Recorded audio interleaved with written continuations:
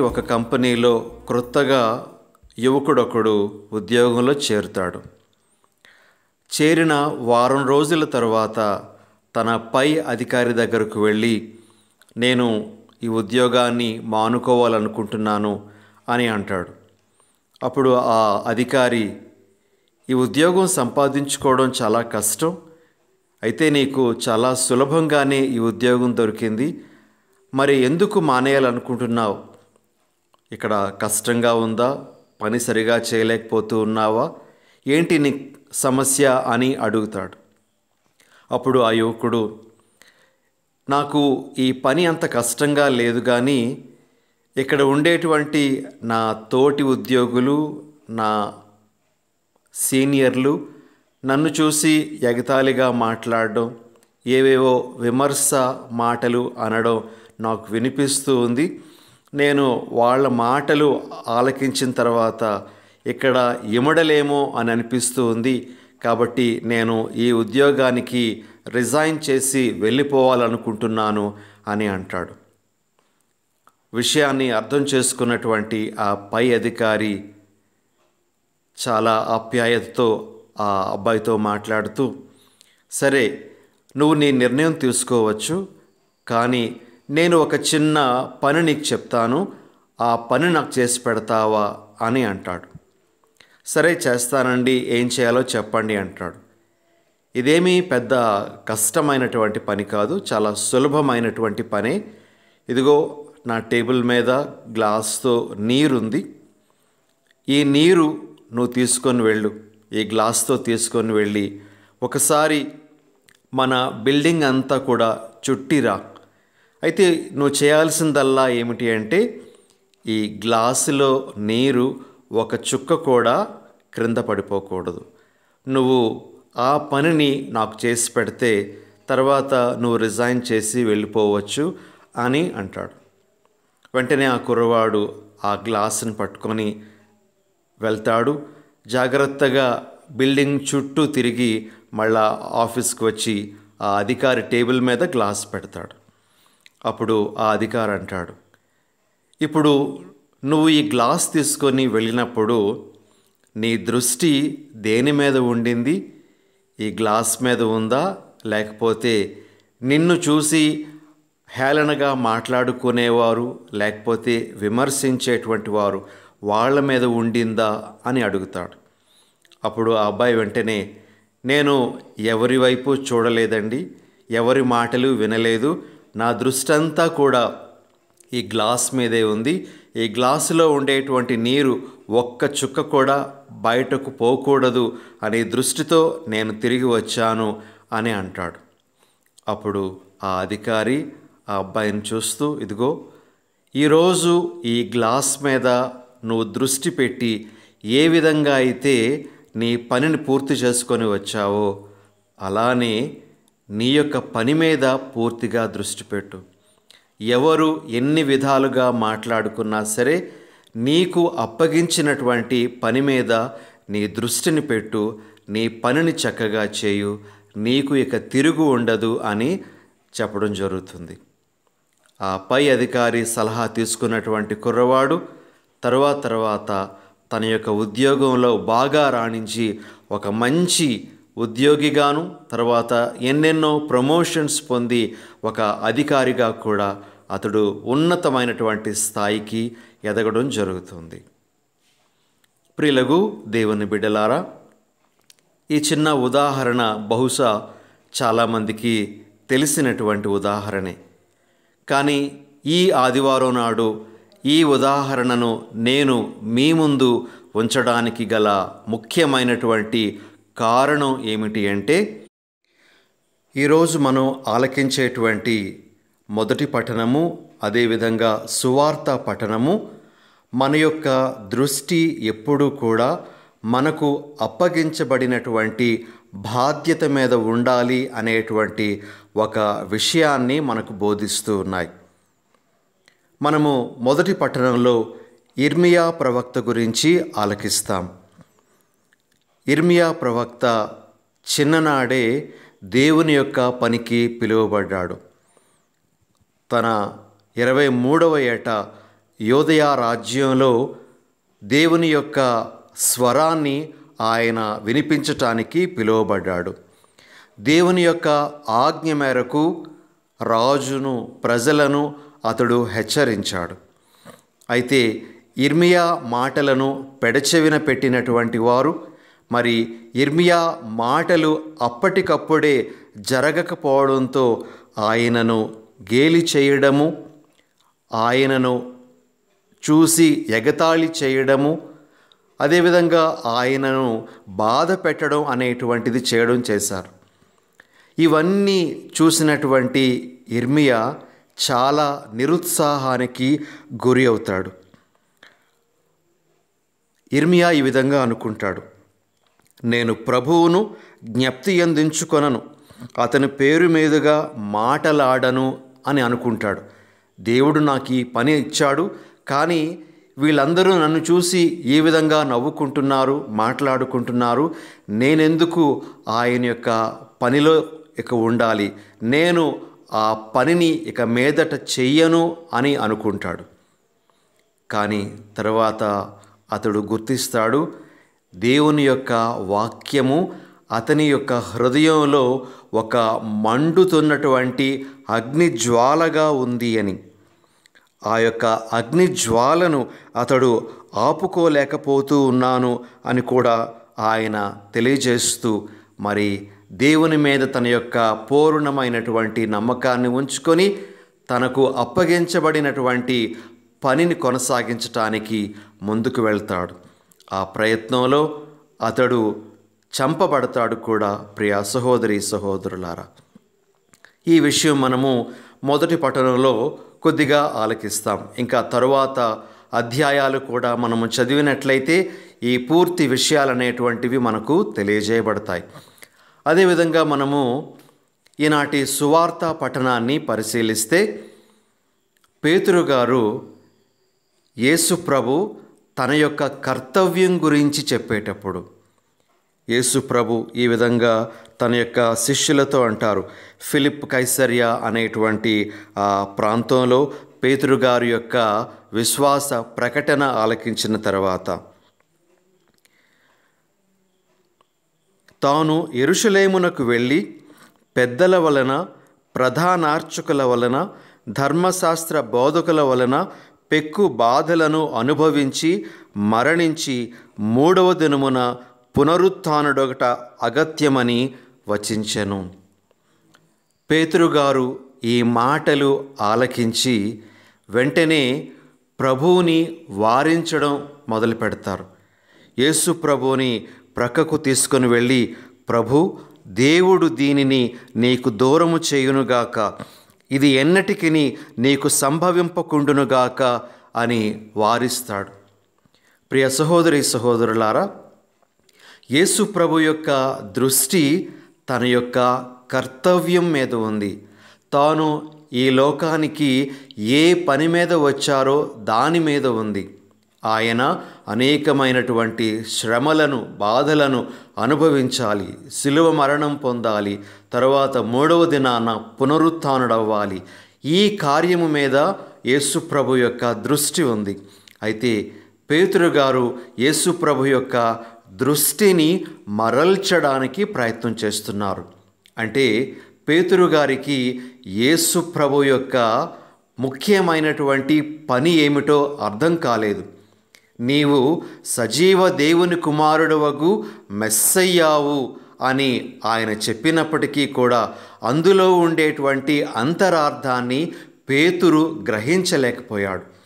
మరి యేసు ప్రభు తన కర్తవ్యం నుండి తన దృష్టిని మరల్చడానికి పేతురు చేస్తున్నటువంటి ప్రయత్నాన్ని గ్రహించి అతనిని ఒక ఆటంకంగా భావించి, సైతాను నా నుండి వెనుకకు పొమ్ము అని పేతురు గారిని గద్దించడం అనేటువంటిది జరుగుతూ ఉంది. ప్రియ సహోదరి సహోదరులారా, చూడండి, మనము గ్రహించాల్సినటువంటి విషయం, యేసు ప్రభు తన యొక్క దృష్టిని తన యొక్క కర్తవ్యము మీద పెట్టారు. ఆయన యొక్క దృష్టి ఇటు అటు మరలలేదు. ప్రియ దేవుని బిడ్డలారా, ఈ ఆదివారం నాడు ప్రభు మనందరికీ ఇచ్చేటువంటి ముఖ్యమైనటువంటి మొదటి సందేశం ఏమిటి అంటే, మనము మన యొక్క దృష్టిని మన కర్తవ్యము మీద పెట్టాలి. క్రైస్తవులంగా, దేవుని బిడ్డలంగా చెప్పుకుంటున్నటువంటి మన యొక్క ముఖ్యమైనటువంటి కర్తవ్యం ఏమిటి అంటే దైవ ప్రేమ, సహోదర ప్రేమ. దేవుని మనము మనస్ఫూర్తిగా ప్రేమించాలి. అదేవిధంగా మన తోటి సహోదరి సహోదరులను మనస్ఫూర్తిగా ప్రేమించాలి. ఆ ప్రేమలో ఉండేటువంటి ఇతర అర్థాలన్నీ కూడా మనము ఈరోజు గ్రహించాలి. కాబట్టి ప్రియ దేవుని బిడ్డలారా, ఈరోజు ప్రభు మనకు తెలియజేస్తున్నటువంటి విషయం ఏమిటి అంటే, మనము ఒక కర్తవ్యము నిమిత్తము పిలువబడ్డాము. ఆ కర్తవ్యము మన భుజ స్కంధాల మీద ఉంది.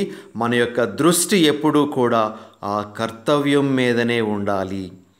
యేసు ప్రభు తనను అనుసరించేటువంటి శిష్యులను ఉద్దేశించి ఈ విధంగా అంటారు, నాగటి మీద చేయి పెట్టి వెనుకకు చూచువాడు నాకు యోగ్యుడు కాడు అని.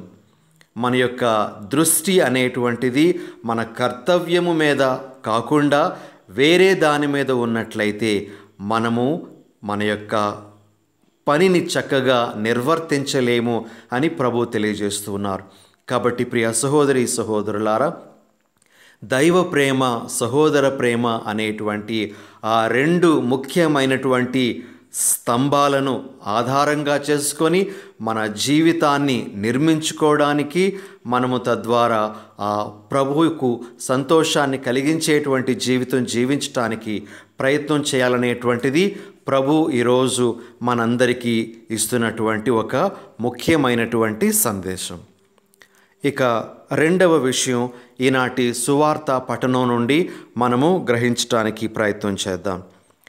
యేసు ప్రభు తన యొక్క శిష్యులను ఉద్దేశించి ఈ విధంగా అంటారు, నన్ను అనుసరింపగోరువాడు తన్ను తాను పరిత్యజించుకొని తన సిలువను ఎత్తుకొని నన్ను అనుసరింపవలెను. యేసు ప్రభు అప్పుడే వారికి చెప్తూ ఉన్నారు తన పని ఏమిటో, తాను ఏ విధంగా బాధలు అనుభవించాలో, శిలువ మరణం పొందాలో, అదేవిధంగా ఏ విధంగా అతడు పునరుత్థానుడవ్వాలో తన శిష్యులకు అప్పుడే ఆయన తెలియజేశారు. ఇప్పుడు తన శిష్యులను ఉద్దేశించి ఆయన అంటూ ఉన్నారు, నన్ను అనుసరించేటువంటి మీరు కూడా మీ సిలువను ఎత్తుకొని నన్ను అనుసరించాలి, మిమ్మల్ని మీరు పరిత్యజించుకోవాలి అని ప్రభు తెలియజేస్తూ ఉన్నారు. ప్రియ దేవుని బిడ్డలారా, యేసు ప్రభు యొక్క శిష్యునిగా ఉండడం, యేసు ప్రభు యొక్క అనుచరునిగా ఉండడం అనేటువంటిది అంత సులభమైనటువంటిది కాదు. యేసు ప్రభు శిష్యునిగా ఉండాలి, అనుచరునిగా ఉండాలి అంటే ఆయన వెనుకగా మనం వెళ్ళాలి. ఆయన ఎలా జీవించారో అలా జీవించాలి. యేసు ప్రభువులా జీవించడం అనేటువంటిది అంత సులభమైనటువంటిది కాదు. ఒక చిన్న ఉదాహరణ ఏమిటి అంటే, యేసు ప్రభు తాను ఏ నేరము చేయకపోయినా సరే ఆ నేరానికి శిక్షను ఆయన అనుభవించాడు. మనం నిజంగా ఆ యేసు ప్రభువుని అనుసరించే వాళ్ళమే అయితే, ఒకవేళ మన మీద ఎవరైనా అన్యాయంగా నింద మోపినా, మన మీద ఎవరైనా ఒక విమర్శ చేసినా మనము దానిని తట్టుకోగలుగుతూ ఉన్నామా? ఆ యేసు ప్రభువులాగా చెయ్యని నేరానికి శిక్షను అనుభవించటానికి మనం సిద్ధంగా ఉన్నామా? మనము ఇక్కడ న్యాయం గురించి మాట్లాడుకోవచ్చు, కానీ యేసు ప్రభువును మనం చూసినట్లయితే యేసు ప్రభు ఏ విధంగా జీవించారో ఆ విధంగా జీవించాలి అనేటువంటిది మనము గ్రహించాల్సినటువంటి ఒక గొప్ప విషయం. యేసు ప్రభు మన సిలువను ఎత్తుకొని ఆయనను వెంబడించమంటున్నారు అంటే అందులో ముఖ్యమైనటువంటి భావము మనము యేసులా జీవించడానికి ప్రయత్నం చేయాలి. యేసులా మనము కూడా మన జీవన పరిస్థితులలో వర్తించాలి అని ప్రభు మన నుండి కోరుతూ ఉన్నారు. ఇది చాలా పెద్దదైనటువంటి డిమాండే. దానిని మనము అనుసరించడం అనేటువంటిది చాలా కష్టంతో కూడుకున్నటువంటిది. అయినప్పటికీ కూడా నిజమైనటువంటి యేసు శిష్యులుగా మనము మన శాయశక్తుల ఆయనను అనుసరించటానికి ప్రయత్నం చేయాలనేటువంటిదే ప్రభు మన నుండి కోరుతున్నటువంటిది. ఇక మూడవ సందేశం ఈరోజు సువార్త పఠనం ద్వారా యేసు ప్రభు మనకు అందిస్తున్నటువంటిది ఏమిటి అంటే, మత్తయి శుభవార్త 16వ అధ్యాయము 26వ వచనంలో మనం ఈ విధంగా చదువుతాం. మానవుడు లోకమంతటినీ సంపాదించి తన ప్రాణమును కోల్పోయినచో వానికి ప్రయోజనమేమి? యేసు ప్రభు ఈరోజు ఈ ప్రశ్నను మనందరి ముందు ఉంచుతూ ఉన్నారు.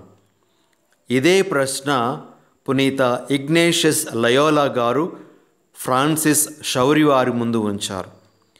ఈ లోకమంతటినీ సంపాదించి నీ ఆత్మను కోల్పోతే దాని వలన నీకు చేకూరేటువంటి ప్రయోజనం ఏమిటి అని. ప్రియులకు దేవుని బిడ్డలారా, ఈరోజు ఈ వాక్యం మీద కూడా మన యొక్క దృష్టిని మనం పెట్టాలి. మనము ఈ లోకమంతటినీ సంపాదించుకోవడం అంటే దేవుని కాదనుకొని, దైవ విషయాలను కాదనుకొని, దైవ ఆరాధన కాదనుకొని మరి ఇతర వ్యవహారాలలో మనము మునిగి తేలడం. అది ఒక ఉద్యోగమే కావచ్చు, లేదా ఒక సంఘ సేవ కావచ్చు, లేకపోతే ఇంకేదైనా పని కావచ్చు. ప్రియ దేవుని బిడ్డలారా, మనము ఈ పనుల్లో మునిగి తేలుతున్నప్పటికీ కూడా మనము గుర్తుంచుకోవలసినది దేవునితో సహవాసాన్ని కోల్పోకూడదు. ఉదాహరణకు, ఒక యువకుడు మంచిగా తన జీవితంలో అభివృద్ధిలోనికి రావాలనుకుంటాడు. రేయింబవళ్ళు అతడు కష్టపడి తన ముందుండేటువంటి గోల్ను అతడు చేరాలి అని అనుకుంటాడు. చాలా మంచిదే. ఆ విధంగా అతడు సాయశక్తుల రేయింబవళ్ళు ప్రయత్నం చేయడం అనేటువంటిది చాలా మంచిది. అయితే ఇలా చేసే ప్రయత్నంలోన దేవుని వెనక్కు నెట్టివేయకూడదు. దేవుని కార్యాలను ఏమాత్రము కూడాను మరిచిపోకూడదు. ఇవన్నీ కూడా సంపాదించుకొని, ఒక మంచి ఉద్యోగం సంపాదించుకొని, మంచి పరపతి సంపాదించుకొని దేవునితో సహవాసాన్ని కోల్పోయినట్లయితే ఆ వ్యక్తికి చేకూరేటువంటి ప్రయోజనం ఏమిటి అని ప్రభు ఈరోజు ప్రశ్నిస్తూ ఉన్నారు. కాబట్టి ప్రియ దేవుని బిడ్డలారా, మనము గ్రహిద్దాం. దేవుని మనము ముందు స్థానంలో పెట్టుకోవాలి. దేవునితో సహవాసాన్ని, దేవుని యొక్క ఆశీర్వాదాలను పొందడం, దేవుని యొక్క జీవాన్ని మనలో నిలుపుకోవడం అనేటువంటి దానిని మనము ప్రథమ స్థానంలో పెట్టుకోవాలి. ఆ తర్వాత మనము మన జీవితంలో సాధించాల్సినటువంటి వాటి మీద దృష్టి పెట్టాలి. ఆ విధంగా చేస్తేనే మనము మన జీవిత గమ్యాన్ని, లక్ష్యాన్ని చేరుకోగలము అని ఈరోజు గ్రహించాలి. ఈ విధంగా ప్రభు మనకు ఈరోజు ఈ 3 ముఖ్యమైన సందేశాలను ఇస్తూ ఉన్నారు. మొదటిగా, మన యొక్క దృష్టిని మనకు ఇవ్వబడినటువంటి కార్యము మీద మనం పెట్టాలి. దైవ ప్రేమ, సహోదర ప్రేమ అనేటువంటి ఆ కార్యము మీద మన దృష్టిని పెట్టాలి. రెండవది, యేసు ప్రభువుని నిజమైనటువంటి అనుచరులంగా మనము ఆయనను అనుసరించాలి. ఆఖరుగా, మనము లోకమంతటినీ సంపాదించి మన ప్రాణాన్ని, మన ఆత్మను కోల్పోయేటువంటి వ్యక్తులుగా కాకుండా మన ప్రాణాన్ని దక్కించుకునేటువంటి వాళ్ళంగా మనం మారాలి అని ప్రభు మనకు తెలియజేస్తూ ఉన్నారు. ఈ 3 ముఖ్యమైన సందేశాలతో ఈనాటి దివ్యారాధనలో మనం పాల్గొందాం. దేవుని యొక్క ఆశీస్సులను పొందుదాం.